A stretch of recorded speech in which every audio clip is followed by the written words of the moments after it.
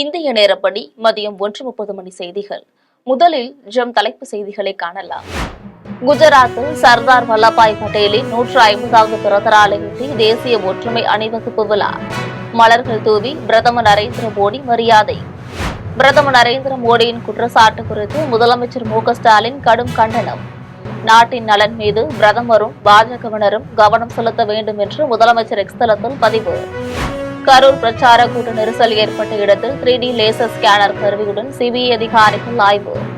பிரவீன்குமார் தலைமையிலான சிபிஐ அதிகாரிகள் குழுவினர் தொடர்ந்து பொதுமக்களிடம் விசாரணை.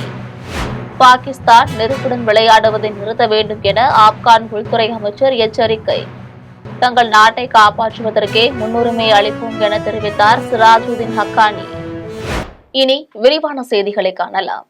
குஜராத்தில் சர்தார் வல்லபாய் பட்டேலின் 150வது பிறந்த நாளையொட்டி நடைபெற்ற தேசிய ஒற்றுமை அணிவகுப்பு விழாவில் பிரதமர் நரேந்திர மோடி கலந்து கொண்டார். குஜராத் ஏக்தா நகர் கெவாடியாவில் சர்தார் வல்லபாய் பட்டேலின் 150வது பிறந்த நாளையொட்டி தேசிய ஒற்றுமை அணிவகுப்பு விழா நடைபெற்றது. இந்த விழாவில் பிரதமர் நரேந்திர மோடி கலந்து கொண்டு சர்தார் வல்லபாய் பட்டேலின் உருவ சிலைக்கு மலர்கள் தூவி மரியாதை செலுத்தினார். இதையடுத்து அவர் தேசிய ஒற்றுமை அணிவகுப்பில் பல்வேறு மாநிலத்தை சேர்ந்தவர்கள் தங்களது பாரம்பரிய நடனத்தை அரங்கேற்றியதை பார்வையிட்டு மகிழ்ந்தார். இதனைத் தொடர்ந்து விமானப்படை தலைவர் சூரியகாந்த் தலைமையிலான வீரர்கள் வானில் பல சாகசங்களை நிகழ்த்தி காட்டினர். இதில் வானில் தேசிய கொடியின் மூவண்ணத்தை வரைந்து சாகசம் செய்ததை பிரதமர் மோடி கண்டு ரசித்தார். பின்னர் விழாவில் பிரதமர் உரையாற்றிய போது சர்தார் வல்லபாய் பட்டேலின் 150வது பிறந்த நாள் விழா என்றும் இவ்விழாவை கொண்டாடுவதற்காக கோடிக்கணக்கான மக்கள் ஒற்றுமையுடன் ஒன்று சேர்ந்துள்ளதாகவும் கூறினார். இந்த ஒற்றுமைதான் நம் நாட்டுக்கு மக்களுக்கும் எப்போதும் தேவை என்றார். சுதந்திரத்திற்கு பின்னர் தான் சர்தார் வல்லபாய் பட்டேல் தான் 550 குறுநில மன்னர்களை எல்லாம் ஒன்றிணைத்து பாரதம் என்ற தேசத்தை உருவாக்கினார் என்றும் பெருமிதமாக தெரிவித்தார். தமிழ்நாட்டில் கடினமாக உழைக்கும் பீகார் மக்களை திமுகவினர் துன்புறுத்துகின்றனர் என்று பிரதமர் மோடி பேசியதை குறித்து முதலமைச்சர் மு.க.ஸ்டாலின் கடும் கண்டனம் தெரிவித்துள்ளார். தமிழக முதலமைச்சர் மு.க.ஸ்டாலின் தனது எக்ஸ் தளத்தில் இந்த நாட்டில் உள்ள அனைவருக்குமான பிரதமர் பொறுப்பில் இருக்கிறோம் என்பதையே பிரதமர் மோடி அடிக்கடி மறந்து விடுகிறார் என்று சுட்டிக்காட்டினார். இதுபோன்ற பேச்சுக்களால் தன்னுடைய பொறுப்புக்குரிய மாண்பை இழந்துவிடக் கூடாது என்று ஒரு தமிழனாக வேதனையுடன் கேட்டுக்கொள்கிறேன் என்றார். இதையடுத்து பாஜகவினர் தமிழர்களின் மீதான வன்மத்தை தேர்தல் அரசியலுக்காக வெளிப்படுத்துவதை கடுமையாக கண்டிப்பதாக தெரிவித்தார். அதனைத் தொடர்ந்து இந்தியாவில் இந்துக்களுக்கும் முஸ்லிம்களுக்கும் பகைகளை வளர்ப்பதும் தமிழர்களுக்கும் பீகார் மக்களுக்கும் பகை உண்டாக்கும்படி நடந்து கொள்வது போன்ற அற்ப அரசியல் செயல்பாடுகளை நிறுத்திவிட்டு நாட்டின் நலன் மீது பிரதமரும் பாஜகவினரும் கவனம் செலுத்த வேண்டும் என வலியுறுத்தினார். கரூர் பிரச்சார கூட்ட நெரிசல் ஏற்பட்ட இடத்தில் 3D லேசர் ஸ்கேனர் கருவியுடன் சிபிஐ அதிகாரிகள் ஆய்வு மேற்கொண்டனர். கரூரில் தாவேக பிரச்சார கூட்ட நெரிசலில் சிக்கி 41 பேர் பலியான வழக்கை சிபிஐ விசாரிக்க சுப்ரீம் கோர்ட் உத்தரவிட்டது. இந்நிலையில் தீபாவளி விடுமுறைக்கு பிறகு ஐபிஎஸ் அதிகாரி பிரவீன்குமார் தலைமையிலான சிபிஐ அதிகாரிகள் குழுவினர் கரூருக்கு வந்தடைந்தனர். அதனைத் தொடர்ந்து சிபிஐ அதிகாரிகள் 2ஆம் கட்ட விசாரணையை மேற்கொண்டனர். சிறப்பு புலனாய்வு குழுவிடமிருந்து பெறப்பட்ட ஆவணங்களை மீண்டும் ஆய்வு செய்து விசாரணையை தொடங்கினர். கரூர் கூட்ட நெரிசல் ஏற்பட்ட வேலுசாமிபுரத்தில் 3D லேசர் ஸ்கேனர் கருவியுடன் சிபிஐ அதிகாரிகள் ஆய்வு மேற்கொண்டனர். இதனையடுத்து நெரிசல் ஏற்பட்ட இடத்தில் பாதுகாப்பு பணியில் இருந்த காவல்துறையினரிடம் சிபிஐ அதிகாரிகள் விளக்கம் கேட்டனர். இதன் பின்னர் வேலுசாமிபுரம் பொதுமக்கள் மற்றும் வணிகர்களிடம் சாட்சியங்கள் பெற சிபிஐ சம்மன் அனுப்பியதை அடுத்து 4 பேர் விசாரணைக்கு ஆஜராகியுள்ளனர். நெருப்புடன் விளையாடுவதாக பாகிஸ்தானுக்கு ஆப்கானிஸ்தான் உள்துறை அமைச்சர் சிராஜுதீன் ஹக்கானி எச்சரிக்கை விடுத்துள்ளார். ஆப்கானிஸ்தானில் தலிபான்கள் ஆட்சியை கைப்பற்றிய பிறகு ஆப்கானுக்கும் பாகிஸ்தானுக்கும் இடையே தொடர்ந்து மோதல் போக்கு நீடித்து வருகிறது. காபூலில் நடந்த வெடிகுண்டு தாக்குதல் 70க்கும் மேற்பட்டோர் உயிரிழந்த நிலையில் தாக்குதலுக்கு பாகிஸ்தான் தான் காரணம் என்று தலிபான்கள் குற்றம் சாட்டினர். இதையடுத்து இரு நாடுகளுக்கு இடையேயான சண்டையை நிறுத்துவதற்கான பேச்சுவார்த்தை துருக்கி கத்தார் தலைமையில் நடைபெற்றது. ஆனால் இந்த பேச்சுவார்த்தை தோல்வியில் முடிந்தது. அதனைத் தொடர்ந்து இஸ்தான்புல்லில் ஆப்கானிஸ்தான் மற்றும் பாகிஸ்தான் இடையே வருகின்ற 6ஆம் தேதி மீண்டும் பேச்சுவார்த்தை நடத்தப்பட இருப்பதாக துருக்கி அறிவித்துள்ளது. இந்நிலையில் பாகிஸ்தானுக்கு ஆப்கானிஸ்தான் உள்துறை அமைச்சர் சிராஜுதீன் ஹக்கானி எச்சரிக்கை ஒன்றை விடுத்துள்ளார்.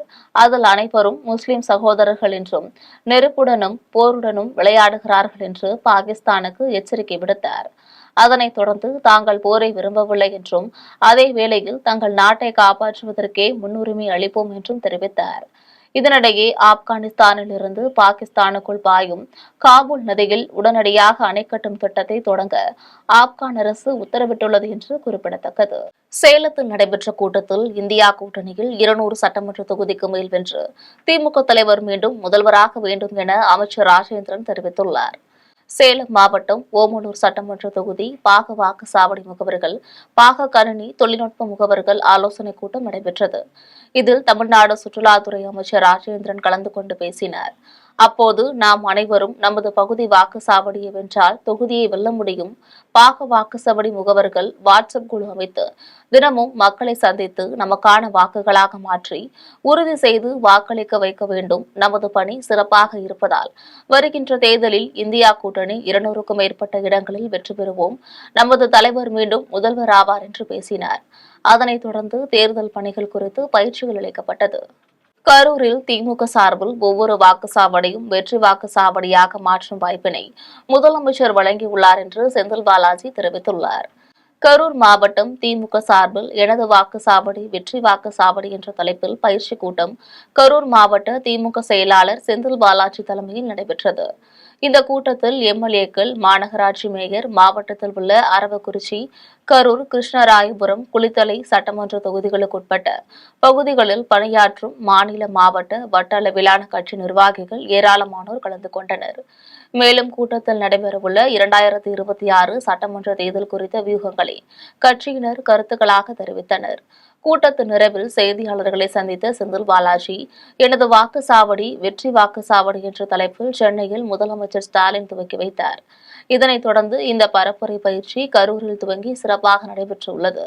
வருகின்ற 1ஆம் தேதி துவங்கி ஒரு வாக்குச்சாவடிக்கு ஒரு பூத் என்ற அடிப்படையில் தேர்தல் பணிகளை துவக்க உள்ளோம். இந்த பணிகள் டிசம்பர் 10ஆம் தேதி வரை தொடர்ந்து 40 நாட்கள் நடைபெறும் எனவும், இதில் கட்சி நிர்வாகிகள், பூத் கமிட்டி நிர்வாகிகள் ஒவ்வொரு வீடுகளுக்கும் சென்று வாக்காளர்களை நேரில் சந்தித்து தமிழக அரசின் திட்டங்கள் குறித்து எடுத்துக் கூறி அவர்களது கோரிக்கைகளையும் கேட்டு பெற்றறிந்து அதனை நிறைவேற்றுவதற்கான பணிகளை துவக்க உள்ளோம். அதனைத் தொடர்ந்து பேசிய அவர், நான் வாக்களிக்கக்கூடிய வாக்குச்சாவடியில் ஒவ்வொரு வீடுகளுக்கும் சென்று வாக்காளர்களை சந்திக்க உள்ளதாகவும் தெரிவித்தார். இதேபோல மாவட்டத்தில் அனைத்து பகுதிகளிலும் கட்சி நிர்வாகிகள் கலந்து கொள்ள உள்ளார்கள். அதற்கான ஏற்பாடுகள் செய்யப்பட்டுள்ளதாகவும் தெரிவித்தார். நான் வாக்களிக்கக்கூடிய கரூர் தொகுதியில் இருக்கக்கூடிய 23ஆம் எண் வாக்குச்சாவடியில் நான் கலந்து கொள்கின்றேன். மாலை 3:30 மணிக்கு பூத்து கமிட்டியினுடைய ஆலோசனை கூட்டம் நடைபெற இருக்கின்றன. மாலை 4:30 மணிக்கு ஒவ்வொரு வீடுகள் வாரியாக சென்று வாக்காளர்களை சந்திக்க இருக்கிறோம். இதுபோலதான் மாவட்டம் முழுவதும் அந்தந்த தொகுதிகளுக்கு உட்பட்ட சட்டமன்ற உறுப்பினர்கள், தலைமை செயற்குழு உறுப்பினர்கள், டிடிவி தினகரன், ஓ பன்னீர்செல்வம், செங்கோட்டையன் ஆகிய மூவரும் ஒற்றுமையாக இருப்பது மகிழ்ச்சியாக உள்ளது என தமிழக காங்கிரஸ் கட்சி மாநில தலைவர் செல்வ பெருந்தகை தெரிவித்துள்ளார். சென்னை விமான நிலையத்தில் தமிழக காங்கிரஸ் கட்சி மாநில தலைவர் செல்வ பெருந்தகை செய்தியாளர்களை சந்தித்தார். அப்போது தாவேக்கு பலமுறை யாருடனும் கூட்டணி இல்லை என்று சொல்லி வருகின்ற நிலையில் பழம் நழுவி பாலில் விழப்போகிறது என்று எடப்பாடி சொல்லி வருவதாகவும், சுயமரியாதை உள்ள இயக்கம் யாருக்காகவும் காத்திருக்க வேண்டிய அவசியமில்லை என்று கூறினார். இந்தியா பாகிஸ்தான் போர் நடந்த போதும் ராகுல் காந்தி பாஜக தலைவர்களுடன் பேசியதாகவும், அதேபோல கரூர் துயர சம்பவம் குறித்து விஜயுடன் ராகுல் காந்தி பேசினார் என்று கூறினார்.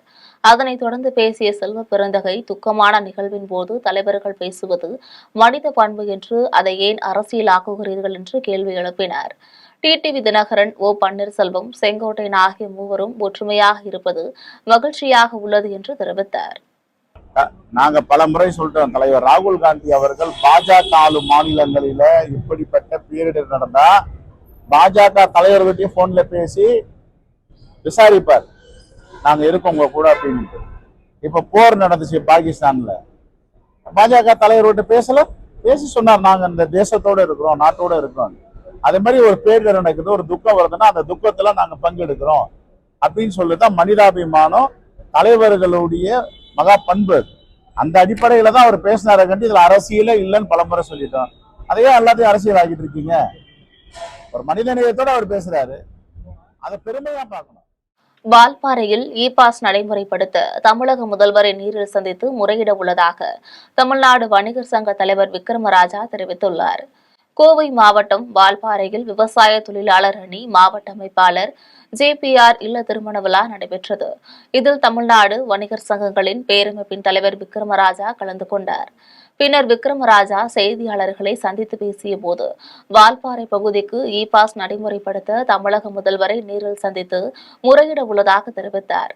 படகு இல்லம், பூங்கா ஆகியவை செயல்படாமல் இருப்பதாகவும் அதை கருத்தில் கொண்டு மாவட்ட நிர்வாகம் உரிய தீர்வு காண வேண்டும் என கேட்டுக் கொண்டார். தொடர்ந்து பேசிய அவர், மார்க்கெட் பகுதியை புதுப்பிக்க நடவடிக்கை எடுத்துள்ள நகராட்சி நிர்வாகம் வியாபாரிகளுக்கு மாற்று இடம் வழங்கவும், புதுப்பிக்கப்பட்டவுடன் உரியவர்களுக்கு வாடகையை அதிகப்படுத்தாமல் வழங்கவும் நகராட்சி நிர்வாகம் நடவடிக்கை எடுக்க வேண்டும் என உள்ளிட்ட பல்வேறு கோரிக்கைகளை வலியுறுத்தினார். இந்நிகழ்ச்சியில் மண்டல தலைவர் சந்திரசேகர், மாவட்ட தலைவர் சக்திவேல், மாவட்ட செயலர் வின்சென்ட் மற்றும் நிர்வாகிகள் பலர் கலந்து கொண்டனர். வால்பாறையில் பொருளாதாரம் நலிந்து கொண்டிருக்கிறது. வியாபாரியுடைய வாழ்வாதாரம் முற்றிலும் குறைந்து கொண்டிருக்கிறது. ஆகவே தேயிலை தோட்டத்தில் வேலை செய்கின்ற சகோதரர்களுக்கு வேலைக்கு தகுந்த ஊதியம் கிடைக்கவில்லை என்பதற்காக ஆயிரக்கணக்கான குடும்பங்கள் வால்பாறை விட்டு வெளியேறி கொண்டிருக்கிறார்கள்.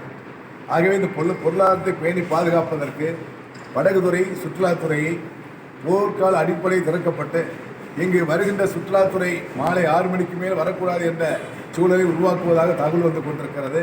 அந்த நிலைப்பாட்டை நிறுத்தம் செய்து இ-பாஸ் என்ற முறையும் தவிர்த்து வால்பாறை முன்னேறுவதற்காக ஒரே சான்றாக இருக்கக்கூடிய இடம் சுற்றுலாத்தலமாக அமைந்திருக்கிறது. ஆகவே சுற்றுலாத்தலத்தை சீர்படுத்தி மேன்மைப்படுத்துவதற்காக தமிழ்நாடு முதலமைச்சரை சந்தித்து முறையிட இருக்கிறோம். இந்த அடிப்படையில் இங்கு இருக்கின்ற காய்கறி மார்க்கெட் நகராட்சிக்கு சொந்தமான 257 கடைகள் இருக்கிறது. அதை அப்புறப்படுத்திவிட்டு புதிய கட்டிடம் கட்டுவதாக சொல்லிக் கொண்டிருக்கிறார்கள்.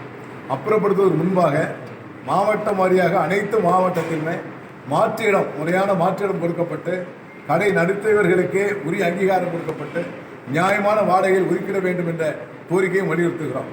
ஆகிய வால்பாறையில் இன்று யானை, புலி போன்ற மிருகங்களுடைய தொல்லையின் காரணமாக மக்கள் அன்றாடு பயந்து கொண்டிருக்கின்ற சூழலை மாற்றுவதற்காக அந்த துறையினுடைய சார்ந்த வல்லுநர்களை அனுப்பி பாதுகாப்பை தர வேண்டும் என்பதையும் தமிழ்நாடு வன்கொடை பேரமைப்பு வலியுறுத்துகிறது. சேலம் மாவட்டம் டேனிஸ்பேட்டை பகுதியில் சேர்வராயன் மலைத்தொடரில் உற்பத்தியாகும் மேற்கு சரபங்கா ஆற்றில் பாமக தலைவர் அன்புமணி ராமதாஸ் நேரில் பார்வையிட்டு ஆய்வு செய்துள்ளார். சேலம் மாவட்டம் ஓமலூர் பகுதியில் காடையாப்பட்டி வட்டம் டேனிஸ்பேட்டை உள்கோம்பையில் உள்ள சரபங்கா ஆற்றை பாமக தலைவர் அன்புமணி ராமதாஸ் ஆய்வு மேற்கொண்டார். அதனைத் தொடர்ந்து செய்தியாளர்களை சந்தித்து பேசிய அவர், அனைத்து துறையிலும் ஊழல் நடைபெற்று வருகிறது, கனிம வள கொள்ளையில் சிபிஐ விசாரணை வேண்டும் என தெரிவித்துள்ளார். தமிழக மக்கள் உரிமை மீட்பு பயணம் என்ற பெயரில் பாமக தலைவர் அன்புமணி ராமதாஸ் 100 நாட்கள் நடைபயணம் மேற்கொண்டு வருகிறார். இதன் ஒரு பகுதியாக டேனிஸ்பேட்டை பகுதியில் உள்ள சேர்வராயன் மலைத்தொடரில் உற்பத்தியாகும் மேற்கு சரபங்கா ஆற்றில் நேரில் பார்வையிட்டு ஆய்வு செய்தார். ஓமலூர் வழியாக செல்லும் சரபங்கா நதியால் சுமார் 20,000 ஏக்கர் பாசனம் செய்யக்கூடிய நிலையில் நதியின் குறுக்கே தடுப்பணை கட்ட வலியுறுத்தி ஆய்வு மேற்கொண்டார். இந்த ஏரியில் தண்ணீர் நிரப்ப வேண்டும், அதேபோல் மேட்டூர் உபரி நீர் மேற்கு சரபங்கா ஆற்றில் கலக்க செய்திட வேண்டும் என்பது எங்களது நீண்ட நாள் கோரிக்கையாகும். இதற்காக 3,000 கோடி ரூபாய் திட்ட செலவாகும். ஆனால் கடந்த அதிமுக ஆட்சி காலத்தில் 564 கோடி நிதியை ஒதுக்கி 100 ஏரிகளுக்கு தண்ணீர் கொண்டு செல்லும் திட்டம் கொண்டுவரப்பட்டது. இதனைத் தொடர்ந்து தற்போது 57 ஏரிகளுக்கு மட்டுமே தண்ணீர் செல்கிறது. அதிமுக ஆட்சியில் தொடங்கியதால் திமுகவினர் அதனை பொறுப்புடன் செயல்படாமல் உள்ளனர். அதாவது மேட்டூர் 16 கண் பாலம் வழியாக வெளியேறும் உபரி நீரை சரபங்கா நதி மற்றும் ஆத்தூர் பகுதியில் உள்ள வதிஷ்ட நதி ஆகியவற்றில் தண்ணீரை இணைத்து சேலம் மாவட்டம் முழுவதும் உள்ள ஏரி குளங்களுக்கு நிரப்பப்பட வேண்டும். இவ்வாறு நிறைவேற்றினால் நிலத்தடி நீர் மற்றும் விவசாயம் உயரும், சேலம் மாநகருக்கு குடிநீரும் கிடைக்கும் என அன்புமணி ராமதாஸ் தெரிவித்துள்ளார். அறிவிப்பு வந்திருக்கணும், அதற்கு ஒரு நோட்டிபிகேஷன் பண்ணியிருக்கணும். ஆனால் இது வரைக்கும் தமிழக அரசு ஒரு வெட்லேண்ட் கூட நோட்டிஃபை பண்ணல. 26,800 வெட்லேண்ட் இருக்கு, 5 ஏக்கருக்கு மேலே இருக்கு. ஆனால் தமிழக அரசு அந்த சட்டம் விதிகள் 2017 வந்திருக்கு. இன்னைக்கு வரைக்கும் ஒரு வெட்லேண்ட் கூட நோட்டிஃபை பண்ணல. இத்தனைக்கும் உச்சநீதிமன்றம் கடந்த ஆண்டு டிசம்பர் மாதம் ஒரு தீர்ப்பு வழங்கியது. அந்த தீர்ப்பின்படி இந்தியாவில் உள்ள அனைத்து மாநிலங்கள் தமிழ்நாடு உட்பட 3 மாதத்திற்குள் வரையறை செய்து அந்த தீர்ப்பு வந்தோம். தமிழ்நாடு அரசு ஒன்றுக்கு கூட பண்ணல. அந்த காலத்தில் ராக்கெட்டுகளை மாட்டு வண்டி, சைக்கிள் மூலம் எடுத்து சென்று சோதனை செய்ததாக விண்வெளி விஞ்ஞானி நம்பி நாராயணன் தெரிவித்துள்ளார். கோவை மாவட்டம் கருமத்தம்பட்டியில் உள்ள பார்க் பொறியியல் மற்றும் தொழில்நுட்ப கல்லூரியில் பார்க்கிங் இனோவேட்டர் சம்மிட் 2025 என்ற புதிய கண்டுபிடிப்பாளர்களுக்கான மாநாடு நடைபெற்றது. இதில் மொத்தம் 80 பள்ளிகளில் இருந்து 600 மாணவர்கள் கலந்து கொண்டனர். இப்போட்டிகளில் வெற்றி பெற்ற மாணவர்களுக்கு 1 லட்சம் ரூபாய் மதிப்புள்ள பரிசுகள் வழங்கப்பட்டன. இந்நிகழ்வில் விண்வெளி விஞ்ஞானி நம்பி நாராயணன் சிறப்பு விருந்தினராக கலந்து கொண்டு வெற்றி பெற்ற மாணவர்களுக்கு பரிசுகளை வழங்கி உரையாற்றினார். அப்போது பேசிய அவர், மாணவர்கள் தங்கள் திறமையையும் சிந்தனையையும் வெளிப்படுத்தியிருப்பது பெருமையையும் மகிழ்ச்சியும் அளிப்பதாக தெரிவித்தார். தொடர்ந்து பேசிய அவர், அந்த காலத்தில் ராக்கெட்டுகளை மாட்டு வண்டி, சைக்கிள் மூலம் எடுத்து சென்று சோதனை செய்ததாகவும், தற்போது இந்தியா அமெரிக்காவுக்கு பிறகு ராக்கெட் தொழில்நுட்பத்தில் முன்னிலை வகிக்கிறது என்று பெருமையுடன் தெரிவித்தார். அப்துல் கலாம் அவர்களுடன் இணைந்து பணியாற்றிய அனுபவம் குறித்து பேசிய அவர், தற்போது இஸ்ரோவில் பயன்படுத்தப்படும் பல ராக்கெட்டுகள் விகாஸ் என்ஜின் மூலம் இயங்குகின்றன என்றும், அதனை உருவாக்கியதில் பங்காற்றியது தனக்கு பெருமை என்றும் கூறினார். பின்னர் செய்தியாளர்களிடம் பேசிய அவர், ககன்யான் திட்டம் 2028ஆம் ஆண்டுக்குள் அது நிறைவேறும் என நம்புவதாகவும், ஏஐ வளர்ச்சி தவிர்க்க முடியாத ஒன்று, அதை நாம் ஏற்றுக்கொள்ள வேண்டும் என்று கூறினார். தெரிஞ்ச விஷயத்தை சொல்றதுக்கு எனக்கு ஆட்சேபனை கிடையாது. பட் பொதுவே மாட்டு வண்டியில் ஓட்டிகிட்டு இருந்த நம்ம இன்னைக்கு எங்கே போயிருக்கோம் நீங்கள் பாருங்கள். இப்போ அட்லீஸ்ட் ககன்யானை பற்றி நம்ம பேசுகிறோம் இல்லையா? ககன்யான் ஒரு ஒரு என்ன ஸ்பேஸ் ஸ்டேஷன் நம்ம ஆளுகள் அங்கே அனுப்பி திருப்பி கொண்டு வரக்கூடிய ஒரு ஒரு ஒரு யுக்தி. அது ஒரு பெரிய ஒரு அச்சீவ்மெண்ட். அந்த அச்சீவ்மெண்ட்டில் எனக்கு கொஞ்சம் தான் பாக்கி இருக்குது. நிறைய வேலைகள் முடிச்சுட்டாங்க. 2027ன்னு சொல்கிறாங்க. என் அபிப்பிராயத்தில் 2028லேயாவது அது நடக்கும். சின்ன சின்ன ஹடில்ஸ் இருக்கலாம். பட் நம்ம இதை விட கடந்து வந்த பாதையில் ஏற்பட்ட தடங்கல்கள் நிறைய ஜாஸ்தி. டெக்னாலஜிக்கல் மாத்திரம் இல்லை, பொலிட்டிக்கல், சோஷியல். முதல்ல ஏஎஸ்எல்வி, பிஎஸ்எல்வி, எஸ்எல்வி 3 போனோன்னா அது கடலை போய் விழுந்தோன்னே என்ன சொன்னாங்கன்னா, சீ லவ்விங் வெஹிக்கிள். உங்கள் பத்திரிக்கை தான் எழுதிங்க, it is a sea loving vehicle. அதுக்கடுத்தாலும் ASLV always sea loving vehicle. என்னெல்லாம் பட்டங்கள் கொடுத்தீங்க. இப்போ நீங்கள் இப்போ அதெல்லாம் போய் மாற்றி பேசுகிறீங்கல்ல. காரைக்காலில் பெருந்தலைவர் காமராஜர் கல்வியியல் கல்லூரியில் உணவு பாதுகாப்புத்துறை சார்பில் விழிப்புணர்வு பயிற்சி நடைபெற்றது. புதுச்சேரி மாநிலம் காரைக்காலில் பெருந்தலைவர் காமராஜர் கல்வியியல் கல்லூரியில் உணவு பாதுகாப்புத்துறை சார்பில் விழிப்புணர்வு பயிற்சி நடைபெற்றது. இதில் சென்னையை சேர்ந்த பரிஷு நிறுவனத்தின் பயிற்சியாளர் பிரவீன் ஆண்ட்ரூஸ் பயிற்சி அளித்தார். இந்நிகழ்ச்சியில் புதுச்சேரி உணவு நியமன அதிகாரி Balakrishnan, Karaikal chamber of commerce தலைவர் காந்தாஸ் அண்ணாச்சி, காரைக்கால் உணவு பாதுகாப்புத்துறை அதிகாரி ஜோசப் பிரான்சிஸ் ஆகியோர் தலைமையில் நடைபெற்றது. இந்நிகழ்ச்சியின் முடிவில் காரைக்கால் சேர்ந்த கடைகளில் பயன்படுத்தப்பட்ட எண்ணெயை மறுசுழற்சி செய்யும் கடைகளுக்கு புதுச்சேரி உணவு பாதுகாப்புத்துறை அதிகாரிகள் பாலகிருஷ்ணன் சான்றிதழ்களை வழங்கினார். இந்த விழிப்புணர்வு பயிற்சியில் கல்லூரி மாணவ மாணவிகள் மற்றும் உணவுப் பொருட்கள் தயாரிக்கும் நிறுவனத்தினர் என 250க்கும் மேற்பட்டோர் பங்கேற்று பல்வேறு விழிப்புணர்வு தகவல்களை கேட்டறிந்தனர். அதனைத் தொடர்ந்து பாலகிருஷ்ணன் அவர்கள் தலைமையில் உரை வழங்கினார். நிறைவாக காந்தாஸ் அண்ணாச்சி அவர்கள் நன்றி உரை வழங்கினார்கள்.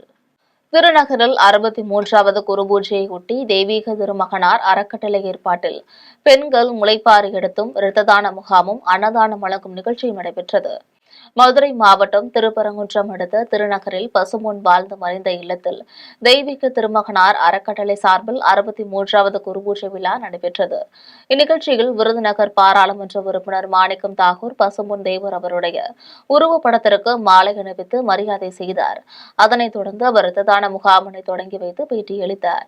இதையடுத்து திமுக சார்பில் மாவட்ட தலைமை செயற்குழு உறுப்பினர் பாலாஜி, மாமன்ற உறுப்பினர் சிவா, இளைஞரணி அமைப்பாளர் விமல் உள்ளிட்டோர் தேவர் படத்திற்கு மாலை அணிவித்து மரியாதை செய்தனர்.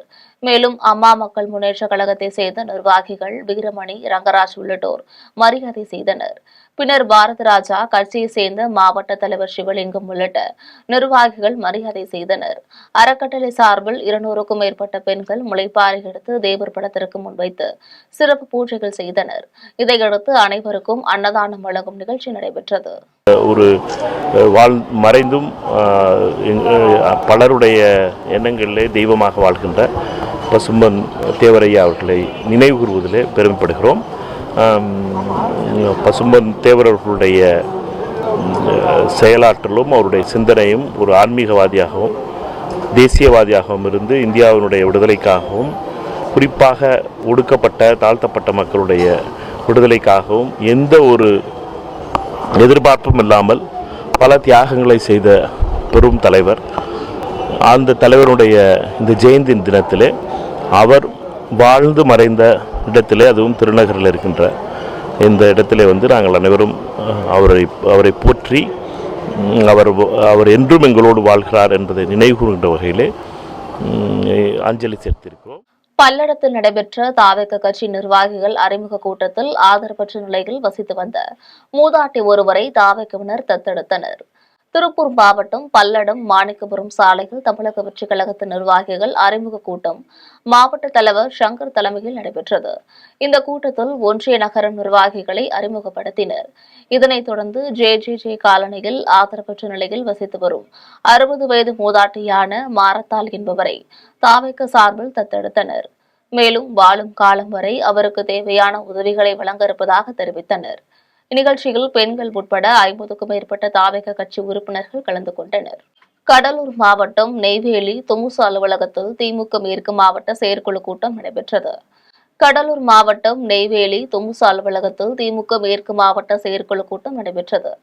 தொழிலாளர் நலன் மற்றும் திறன் மேம்பாட்டுத்துறை அமைச்சர் கணேசன் தலைமையில் நடைபெற்ற கூட்டத்தில் நெய்வேலி சட்டமன்ற உறுப்பினர் சபா ராஜேந்திரன் முன்னிலை வகித்தார்.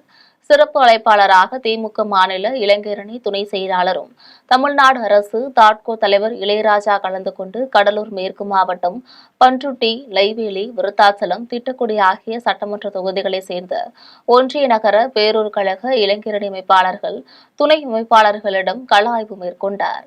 இதனைத் தொடர்ந்து NLC தொமுசு பொருளாளர் அப்துல் மஜீத், தயார் நூர்ஜான் சைரமத் 25ஆம் ஆண்டு மறைந்ததை முன்னிட்டு அமைச்சர் கணேசன், MLA சபா ராஜேந்திரன், தொமுசு தலைவர் ஞானஒளி, பொதுச் செயலாளர் குருநாதன், அலுவலக செயலாளர் சீனிவாசன், தொமுசு நிர்வாகிகள் ஆகியோர் சந்தித்து ஆறுதல் தெரிவித்தனர்.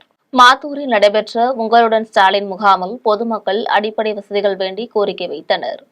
திருவண்ணாமலை மாவட்டம் செய்யாறு அருகே உள்ள மாத்தூரில் நடைபெற்ற உங்களுடன் ஸ்டாலின் முகாமில் பொதுமக்கள் கலந்து கொண்டு தங்களுடைய குறைகளை மனுக்களாக கொடுத்தனர். இதையடுத்து ஒரு சில மனுக்களுக்கு முகாமிலேயே தீர்வு காணப்பட்ட நிலையில் சட்டமன்ற உறுப்பினர் ஜோதி வழங்கினார். அதனைத் தொடர்ந்து பொதுமக்கள் சிமெண்ட் சாலை அமைக்கும் திட்டம், குடிநீர் வசதி உள்ளிட்ட அடிப்படை வசதிகள் வேண்டி கோரிக்கை வைத்தனர். இந்நிகழ்வில் ஒன்றிய செயலாளர் சங்கர், முன்னாள் ஒன்றிய குழு தலைவர் ராஜி, மாவட்ட துணை அமைப்பாளர் கார்த்திகேயன், மாவட்ட பிரதிநிதி தெய்வமணி உள்ளிட்ட பல்வேறு அரசு அதிகாரிகள் ஆகியோர் கலந்து கொண்டனர். சேத்துப்பட்டில் நடைபெற்ற நண்பர்கள் பொது அறிவு சங்கத்தின் முப்பெரும் விழாவில் 12ஆம் வகுப்பு பொதுத் தேர்வில் அரசு பள்ளிகளில் முதல் 3 இடங்களை பிடித்த மாணவர்களுக்கு பரிசுத் தொகைகளை வழங்கினர். சென்னை சேத்துப்பட்டு வேப்பேரி ரித்தட்டன் சாலையில் நண்பர்கள் பொது அறிவு சங்கத்தின் முப்பெரும் விழா மாநகராட்சி மருத்துவ அதிகாரி ரகுநாதன் தலைமையில் நடைபெற்றது. இதில் சங்கத்தின் தலைவர் குமார் முன்னிலை வகித்தார். இந்த விழாவில் 12ஆம் வகுப்பு பொதுத் தேர்வில் அரசு பள்ளிகளில் முதல் 3 இடங்களை பிடித்த மாணவ மாணவியர்களை பாராட்டும் விதமாக பரிசு தொகையும் பாராட்டு சான்றிதழ்களும் வழங்கினர். இதையடுத்து பரிசு பெற்ற மாணவ மாணவியர்கள் தங்கள் கருத்துக்களை பகிர்ந்து கொண்டனர். பின்னர் சங்கத்தின் அனைத்து உறுப்பினர்களுக்கும் வாழ்நாள் சாதனையாளர் விருது வழங்கப்பட்டு கௌரவித்தனர். இந்த நிகழ்ச்சியில் மாணவ மாணவியரின் பெற்றோர்களும் சங்கத்தின் இதர நிர்வாகிகளான மணி, ஐயநாதன், குணசேகரன் ஆகியோர் கலந்து கொண்டனர். அதனைத் தொடர்ந்து அனைவருக்கும் சங்கத்தின் மூலமாக உணவு ஏற்பாடு செய்தனர். பொன்னாண்டி நகரில் மழைக்காலங்களில் மழைநீர் குளம் போல் தேங்கி நோய்கள் பரவி வருவதால் வடிகால் வசதி அமைத்து தர வேண்டும் என பொதுமக்கள் மாநகராட்சி மேயரிடம் கோரிக்கை வைத்தனர். தூத்துக்குடி மாவட்டம் முத்தையாபுரம் அருகே பொன்னாண்டி நகரில் முறையான வடிகால் வசதி இல்லாத காரணத்தினால் தொடர்ந்து பெய்த மழையினால் சாலையில் மழைநீர் குளம் போல் தேங்கியது. இந்நிலையில் மழைநீர் அசுத்த நீராக மாறி கொசுக்கள் உற்பத்தியாகி டெங்கு காய்ச்சல் உள்ளிட்ட பல்வேறு காய்ச்சல் பரவி குழந்தைகள் முதல் பெரியவர்கள் வரை பாதிக்கப்படுகின்றனர். இதனைத் தொடர்ந்து தெற்கு மண்டலத்தில் நடைபெற்ற மக்கள் குறைதீர்க்கும் கூட்டத்தில் பாதிக்கப்பட்ட பொதுமக்கள் கலந்து கொண்டு மாநகராட்சி மேயரிடம் வடிகால் வசதியும் சாலை வசதியும் அமைத்து தர வேண்டும் என்று கோரிக்கை விடுத்தனர். இதையடுத்து மேயர் ஜெகன் பெரியசாமி உடனடியாக அதிகாரிகள் மூலமாக ஆய்வு மேற்கொண்டு உரிய நடவடிக்கை எடுக்கப்படும் என்று பொதுமக்களிடம் உறுதியளித்தார். பொன்னாண்டி நகர் முத்தியாபுரம் 3வது தெருவு தண்ணி கெட்டுது, மழை வருது. தீபாவளியை நாங்கள் கொண்டாடவே இல்லை. எனி டைம் தண்ணி நிற்குது, கொசுக்கடி, டெங்கு காய்ச்சல் பிள்ளைங்களுக்கெல்லாம் பரவுது. காய்ச்சல் அதிகமாக இருக்குது ஏரியாக்குள்ளே எல்லாருக்கும். தண்ணி எடுக்க யாருமே வரவும் மாட்டுக்கிறாங்க. அது தண்ணி எடுக்கணும், தண்ணி ரோடு போடணும். மெயினாக எங்களுக்கு கான் வசதி வேணும். தண்ணி கெட்டுதான் என்னெல்லாம் பாதிப்பு உங்களுக்கு? இதனால காய்ச்சல் வருது எல்லாருக்கும் காய்ச்சல். பெரியவங்களுக்கு ஸ்கூல் போக முடியல, வேலை வெட்டிக்கு போக முடியல, யாரும் வீட்டை விட்டு வெளியே வர முடியல. தண்ணியை கூட ஃபோட்டோ எடுத்து பாருங்கள். எனி டைம் தண்ணி இப்படி தான் வாசலில் இருக்குது. அதுக்கு என்ன நடவடிக்கையோ அதை எடுங்க. இப்போ மேயர் வந்தார் என்ன சொல்லிட்டு போனாரு? மேயர் வந்து அவர் பார்த்து சொல்கிறேன்னு சொல்லியிருக்கிறாரு. இதை ரெடி பண்ணுறேன், ஒரு வாரத்துக்குள்ளே ரெடி பண்ணுறேன்னு சொல்லியிருக்கிறாரு. வால்பாறையில் நகராட்சி தூய்மை பணியாளர்களின் குறைகளை கேட்டறிந்த நலவாரிய தலைவர் உரிய நடவடிக்கை எடுக்கப்படும் என்று உறுதியளித்தார். கோவை வால்பாறை நகராட்சியில் உள்ள தூய்மை பணியாளர்களை மாநில தூய்மை பணியாளர் நலவாரிய தலைவர் திப்பம்பட்டி ஆறுசாமி சந்தித்து பணியாளர்களின் குறைகளை கேட்டறிந்தார். அதனைத் தொடர்ந்து பணியாளர்கள் குடியிருப்பு வழங்க வேண்டும், இலவச பட்டா வழங்க வேண்டும், பணி நியமனம் செய்ய வேண்டும் உள்ளிட்ட கோரிக்கைகளை முன்வைத்தனர். பின்னர் நலவாரிய தலைவர் அனைத்து கோரிக்கைகளையும் பொறுமையுடன் கேட்டறிந்து தமிழக முதல்வரின் கவனத்திற்கு எடுத்து சென்று உரிய நடவடிக்கை எடுப்பதாக உறுதியளித்தார். நிகழ்ச்சியில் நகரமன்ற தலைவர் அழகு, சுந்தரவள்ளி, செல்வம், மாநில தூய்மை பணியாளர் நலவாரிய துணைத் தலைவர் கனிமொழி, நகராட்சி துப்புரவு அலுவலர் செந்தில்குமார் ஆகியோர் உடனிருந்தனர். பட்டாவில் பெயர் சேர்க்க லஞ்சம் வாங்கிய கிராம நிர்வாக அலுவலரை லஞ்ச ஒழிப்புத்துறையினர் கைது செய்தனர். திருப்பூர் மாவட்டம் பல்லடம் அருகே காட்டூர் கிராமத்தை சேர்ந்த ராமமூர்த்தி தனது தந்தை பெயரில் உள்ள தோட்டத்து பட்டாவில் தன்னுடைய பெயரையும் சேர்க்க வேண்டும் என கிராம நிர்வாக அலுவலர் ஜெயக்குமாரிடம் விண்ணப்பித்தார். நிலையில் ராமமூர்த்தியின் பெயரை பட்டாவில் சேர்க்க ஜெயக்குமார் 17,000 ரூபாய் லஞ்சம் கேட்டுள்ளார். இதையடுத்து அதிர்ச்சியடைந்த ராமமூர்த்தி திருப்பூர் லஞ்ச ஒழிப்புத்துறையினரிடம் புகார் அளித்தார். அதனைத் தொடர்ந்து லஞ்ச ஒழிப்புத்துறை துணை கண்காணிப்பாளர் ரவிச்சந்திரன் ஆலோசனையின்படி ஆய்வாளர்கள் ரசாயனம் தடவிய ரூபாய் நோட்டுகளை ராமமூர்த்தியிடம் வழங்கினர். இதனைத் தொடர்ந்து ராமமூர்த்தியின் தோட்டத்தில் கிராம நிர்வாக அலுவலர் லஞ்ச பணத்தை பெறும்போது மறைந்திருந்த லஞ்ச ஒழிப்பு ஆய்வாளர் கீதா லட்சுமி ஜெயக்குமாரை கையும் களவுமாக பிடித்து கைது செய்தனர். மதுரை காமராஜர் பல்கலைக்கழகத்தில் காலமுறை பதவி உயர்வு வழங்க கோரி ஆசிரியர் சங்கத்தினர் இரவிலும் தொடர் போராட்டத்தில் ஈடுபட்டனர்.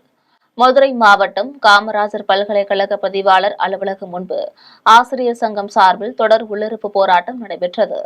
இதில் 50க்கும் மேற்பட்ட பெண் பேராசிரியர்கள் கைகளில் பதாகைகளுடன் உள்ளிருப்பு போராட்டத்தில் ஈடுபட்டனர். இதனைத் தொடர்ந்து 2022ஆம் வருடம் முதல் காலமுறை பதவி உயர்வை வலியுறுத்தி பல்கலைக்கழக நிர்வாகிகளிடம் கோரிக்கைகளை மனுக்களாக அளித்தும் இதுவரை எந்தவொரு நடவடிக்கைகளும் எடுக்கவில்லை என்று தெரிவித்தனர். எனவே கோரிக்கைகளை நிறைவேற்றும் வரை தொடர் உள்ளிருப்பு போராட்டம் நடைபெறும் என கூறி இரவிலும் போராட்டத்தில் ஈடுபட்டனர். விழுப்புரத்தில் நிலத்தகராறு மற்றும் முன்விரோதம் காரணமாக நடைபெற்ற 3 உயிரிழக்க செய்த சம்பவத்தில் குற்றவாளிகள் 5 பேருக்கு ஆயுள் தண்டனையும் 75,000 ரூபாய் அபராதம் விதித்து விழுப்புரம் திண்டிவனம் நீதிமன்றம் தீர்ப்பு வழங்கியுள்ளது. விழுப்புரம் மாவட்டம் குறிஞ்சிப்பை கிராமத்தில் கடந்த 2025ஆம் ஆண்டு நிலத்தகராறில் சேகர் என்பவரை கத்தியால் குத்தி உயிரிழக்க செய்துள்ளார். இந்த வழக்கில் தொடர்புடைய கிருஷ்ணன், அரவிந்தசாமி, ஏழுமலை ஆகிய 3 சகோதரர்களை செஞ்சி காவல்துறையினர் கைது செய்து சிறையில் அடைத்தனர். இவ்வழக்கில் குற்றம் சாட்டப்பட்ட குற்றவாளிகள் 3 பேருக்கும் ஆயுள் தண்டனையும் கூடுதலாக 1 வருட தண்டனை மற்றும் 45,000 அபராதம் விதித்து திண்டிவனம் கூடுதல் மாவட்ட அமர்வு நீதிமன்றம் நீதிபதி முகமது பாரூக் தீர்ப்பு வழங்கியுள்ளார். இதுபோல காவனிப்பாக்கம் மலட்டாற்றில் வசந்தி என்ற பெண்ணின் கழுத்தை நெரித்து உயிரிழக்க செய்த வழக்கில் தெய்வக்கண்ணு என்பவருக்கு ஆயுள் தண்டனையும் 25,000 ரூபாய் அபராதம் விதித்து விழுப்புரம் மாவட்ட சிறப்பு நீதிமன்றம் நீதிபதி பாக்கிய ஜோதி தீர்ப்பு வழங்கியுள்ளார். இதைத் தொடர்ந்து அகரம்பாட்டையில் முன்விரோதம் காரணமாக ராமகிருஷ்ணன் என்பவரை சுத்தியலால் தாக்கி உயிரிழக்க செய்த வழக்கில் குற்றவாளி விவேக் என்பவருக்கு ஆயுள் தண்டனையும் 2,500 ரூபாய் அபராதம் விதித்து மாவட்ட முதன்மை அமர்வு நீதிமன்றம் நீதிபதி மணிமொழி உத்தரவிட்டுள்ளார். ஸ்ரீபெரும்புதூரில் நெடுஞ்சாலையை கடக்க முயன்ற இளம்பெண் மீது அடையாளம் தெரியாத வாகனம் மோதியதில் தலை நசுங்கி சம்பவ இடத்திலேயே பரிதாபமாக உயிரிழந்தார். காஞ்சிபுரம் மாவட்டம் மொளச்சூரை சேர்ந்தவர் பொன்னியம்மாள். இவர் ஸ்ரீபெரும்புதூர் செங்கல்பட்டு சாலையில் உள்ள தனியார் நிறுவனத்தில் பணிபுரிந்து வருகிறார். இந்நிலையில் காலை வேலைக்கு செல்வதற்காக பேருந்தில் வந்த பொன்னியம்மாள் ஸ்ரீபெரும்புதூர் வல்லக்கோட்டை ஜங்ஷனில் இறங்கி சாலையை கடக்க நடந்து சென்றுள்ளார். அப்போது அடையாளம் தெரியாத வாகனம் பொன்னியம்மாள் மீது மோதியதில் அவர் தலை நசுங்கி சம்பவ இடத்திலேயே உயிரிழந்தார். இந்த தகவல் அறிந்து சம்பவ இடத்திற்கு வந்த ஸ்ரீபெரும்புதூர் காவல்துறையினர் பொன்னியம்மாளின் சடலத்தை கைப்பற்றினர். பின்னர் பிரேத பரிசோதனைகளுக்காக ஸ்ரீபெரும்புதூர் அரசு மருத்துவமனைக்கு உடலை அனுப்பி வைத்தனர். அதனைத் தொடர்ந்து இச்சம்பவம் குறித்து வழக்கு பதிவு செய்து விசாரணை மேற்கொண்டனர். இந்த சம்பவம் அப்பகுதியில் பெரும் சோகத்தை ஏற்படுத்தியுள்ளது. வேலூர் மாவட்டம் பேரணாம்பட்டு பகுதியில் சோதனை சாவடியில் கர்நாடகாவில் 2 காரில் கடத்தி வரப்பட்ட சுமார் 3 லட்சம் மதிப்புள்ள மது பாட்டில்கள் மற்றும் குட்காவினை காவல்துறையினர் பறிமுதல் செய்தனர். வேலூர் மாவட்டம் பேரணாம்பட்டு பகுதியில் உள்ள சோதனை சாவடியில் கர்நாடகாவிலிருந்து 2 கார்களில் குட்கா மற்றும் மதுபாட்டல்கள் கடத்தி வருவதாக பேரணாம்பட்டு காவல் ஆய்வாளர் பிரபு அவர்களுக்கு ரகசிய தகவல் கிடைத்தது. இதனைத் தொடர்ந்து காவல் ஆய்வாளர் மற்றும் காவல்துறையினர் சோதனை சாவடியில் தீவிர வாகன சோதனையில் ஈடுபட்டனர். மேலும் கார்களை நிறுத்தி சோதனை செய்தபோது அதில் மது பாட்டில்களும் மற்றும் குட்கா இருப்பது தெரியவந்தது. காவல்துறையினர் சோதனையின் போது திடீரென காரை ஓட்டி சென்றனர். பின்னர் காரை ஆய்வாளர் மற்றும் தலைமை காவலர் இருவருடைய காரையும் துரத்தி சென்று மடக்கி பிடித்தனர். கார், மது பாட்டில்கள் மற்றும் குட்கா பறிமுதல் செய்து காவல் நிலையத்திற்கு அழைத்து வந்து விசாரணை மேற்கொண்டதில் 2 லட்சம் ரூபாய் மதிப்புள்ள மது பாட்டில்களை காரில் கடத்தி வந்தனர். ஆந்திர மாநிலம் திருப்பகுதியை சேர்ந்த வெங்கட பிரசாத் என்பதும் 1 லட்சம் ரூபாய் மதிப்புள்ள குட்காவினை கார்களில் கடத்தி வந்தவர் பெங்களூருவை சேர்ந்த உசேன் என்பதும் விசாரணையில் தெரியவந்தது. இனி வருவது தங்கம், வெள்ளி விலை மற்றும் பங்கு சந்தை நிலவரம்.